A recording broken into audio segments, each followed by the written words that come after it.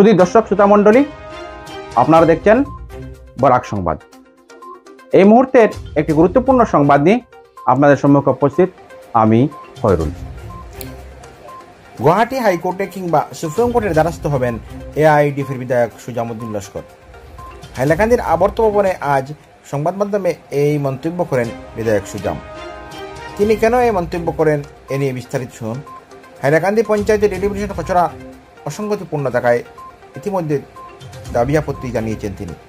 তাই চূড়ান্ত তালিকায় উত্থাপিত দাবি আপত্তি অগ্রাহ্য হলে জনস্বার্থে আইনের দ্বারস্থ হবেন বলে সাফ জানিয়ে দিয়েছেন বিধায়ক সুজামউদ্দিন লস্কর। এ নিয়ে তাদের সুপ্রিমো মৌলানা বদরুদ্দিন আজমল সহ কেন্দ্রীয় কমিটির নেতাদের সঙ্গে আলোচনা হয়েছে বলে জানান তিনি। তারা এতে সহমত পোষণ করেছেন বলে তিনি জানান। দেখুন এই প্রতিবেদন।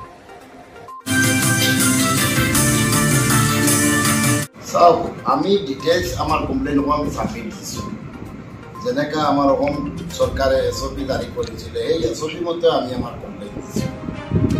এসওপি যেনেকা আমার বি ক্যাটাগরি জেলাখন কিমান হাজারের পৰা কিমান হাজার পপুলেশন হব এই গাইডলাইন মতো আমি কমপ্লেন দিছো।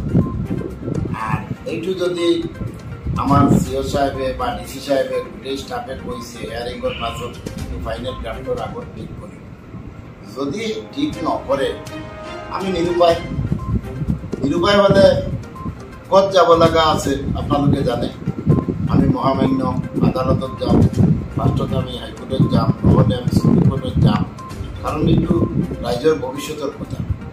আজি আমার জিলাখনত 3টা সমষ্টি বিলুপ্ত করে 2টা সমষ্টি বনাইছে, 5টা ডেভেলপমেন্ট ব্লক আছে, যাতে আমার 2,81,000 পপুলেশন আর 2,06,000 পপুলেশন হাইলাকান্দি, আলগাপুর কান্ট্রিজেরা 2,81,000, 75,000 ডিফারেন্স, কিন্তু তাতেও বৈষম্য করা হয়েছে। আমার সমষ্টিখন আলগাপুর কান্ট্রিজেরা 32 গাঁও পঞ্চায়েত দিছে আর হাইলাকান্দি গাঁও পঞ্চায়েত দিছে 30।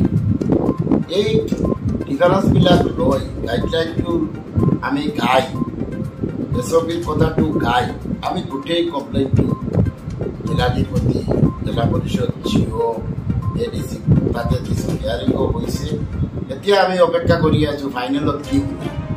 যদি এইবিলাক কাৰেকশ্যন হৈ যায় তে একো ক'ব লগা নাই, যদি নহয় তে আমি পার্সোনালি বিধায়ক হিসাবত যাম আর আমার দলত এআইডিএফ দল আমার আজমল সাহেবের লগত কথা হয়েছে। সুপ্রিমো আমার দলের সভাপতি, আমার সাংগঠনিক যিমান সেন্ট্রাল কমিটির পদাধিকারী আছে গোটের লগত আমার ডিসকাশন হয়েছে। আমি এসপি মতো কামটো হব লাগে, এইটো ডিমান্ড দিব লাগে, যদি নহয় তেনেহলে আমি আদালতত যাম। আমার সুপ্রিমোও গম পাইছে, আমার সম্পূর্ণ পার্টির যিমান পদাধিকারী হাইলাকান্দি জেলাত আছে, সেন্ট্রাল কমিটির আছে, গোটেই প্রকাশ পাইছে যে হাইলাকান্দির এমএলএজন এই ডেলিমিটেশনের কামত নাই।